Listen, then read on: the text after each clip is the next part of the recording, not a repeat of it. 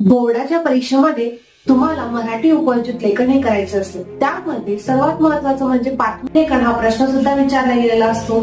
लेखनाचं नेमकं स्वरूप काय आहे, सुरुवात कशी करायला हवी, बातमीचा एंड कसा करायला हवा, मुख्य शीर्षक जी हेडलाईन असते आपल्या भाषेमध्ये हेडलाईन ते देणं खूप गरजेचं असतं, जे स्थळ आणि दिनांक। बातमी लेखनामध्ये स्थळ आणि दिनांक हे खूप इम्पॉर्टंट असतं।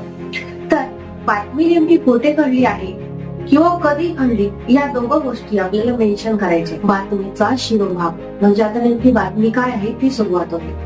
तर बातमीच्या शिरोभागामध्ये तुम्हाला पहिल्या 2 ते 3 ओळींमध्ये अशी स्टाईल सुरुवात करायची आहे बातमीची की जेणेकरून मध्ये काय आहे हे वाचणाऱ्याला लगेच समजेल। म्हणजे बातमीचा तपशील संपूर्ण बातमी ही विस्तृतपणे सांगणे लेखनाचं हे स्वरूप आहे। यानुसार तुम्ही बातमी लेखन करू शकता।